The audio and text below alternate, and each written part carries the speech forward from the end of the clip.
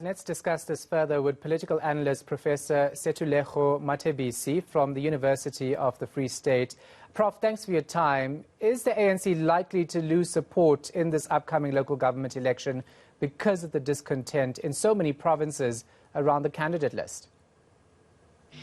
Good evening, Ramkishan, and good evening to South Africans. We have seen this situation happening and what I will term the so-called complexities and contradictions of managing a glorious organization with such a rich history. And I think those who are in the leadership position of the ANC has failed to deal with such a fundamental issue, which seems to keep on rearing its hand. And it's the ANC against the ANC. I foresee a situation, and I've heard what a gentleman have just stated, yet once again, with each local government election, we have seen in the past in Tshwane what happened when a mayor was also thrown down the throat of the residents. The ANC lost that municipality. But I don't think generally in South Africa, the ANC will necessarily lose support. But the problem is, I think what will be a determining factor will be the voter turnout when many ANC disgruntled members decide not to exercise their democratic right. Then I strongly believe the ANC will be in trouble in those municipalities. Yeah. So, of course, the ANC is a huge organization. How does it deal with discontent, especially when it's trying to get community involvement when it comes to candidates on that list? No, it's very difficult. But remember, this also now comes at a time when the ANC is under tremendous pressure. We know what is happening. It's a highly divided political party. And where do you garner support? You start with the municipalities because the power of the organization lies within the provinces.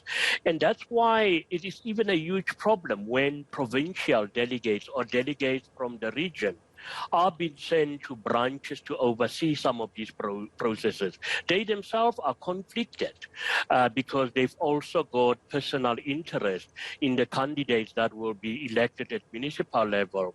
And we all know why the ANC is being confronted with such a problem, because access to resources, access to power, and at the end of the day, we know we've got a huge problem in terms of service delivery. So it's not about the interest of residents, but it's all about, now advancing and peddling certain individuals will ensure that certain people benefit out of that. Because I don't think it would have been a problem if the main goal was to ensure that at the end of the day, the residents in those municipalities are actually receiving the services that they need.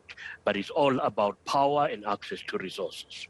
Greed, basically, isn't it? Because people in those positions are quite influential and make lots of money ultimately through dodgy tenders, etc.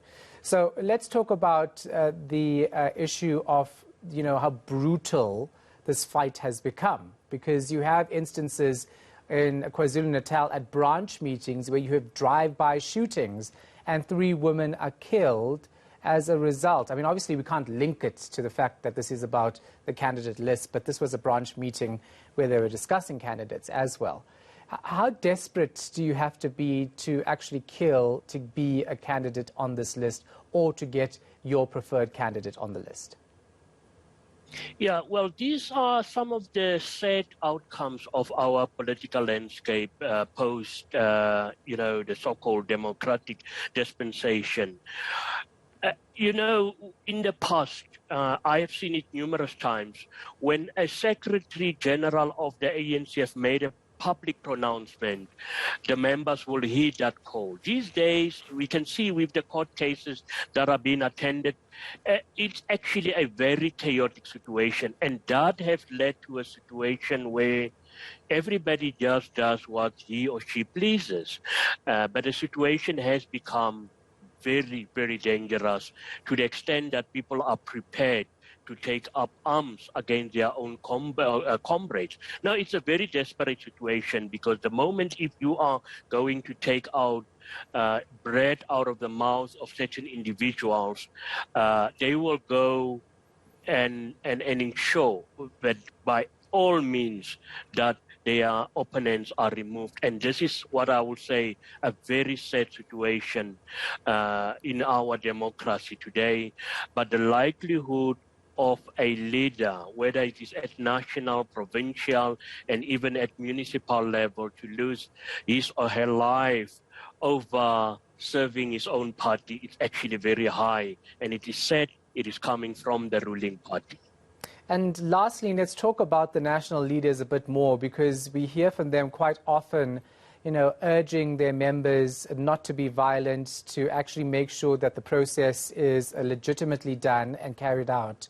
But that doesn't seem to be the case. There seems to be no or very little respect for the ANC's national leaders, especially when it comes to their regions.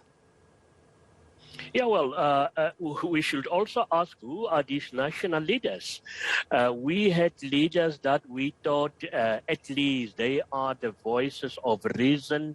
If you look at their track record, if you look at their conduct, some of us thought that at least there's some form of credibility left within the ruling party, but we have been shocked lately, and just as a couple of months ago, I mean, the former Minister of Health, whom I regarded as at least with somebody with his integrity intact. And what happened? We're still waiting for the SIU report on that. The president of the African National Congress has made public pronouncements on numerous occasions that they are now taking the fight on corruption to another level.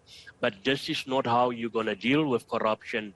If you fight and seems to be taking action against others, but not other members. But this also says a lot about what is happening at Luthuli House, and that's where the problems. We've seen numerous times where members are being called to order, but yet just the next day they will disobey, some of the instructions or orders coming from Luthuli House. So this is a party which I don't understand how they're going to deal with that, but more than 100 in existence, and it's still failing to deal with fundamental aspects such as discipline. And it's always the case when you are not consistent and not, taking the bull by the horn, irrespective of who is involved, then I think what is currently happening in the African National Congress will become a vicious cycle of disrespect and also some people losing their life,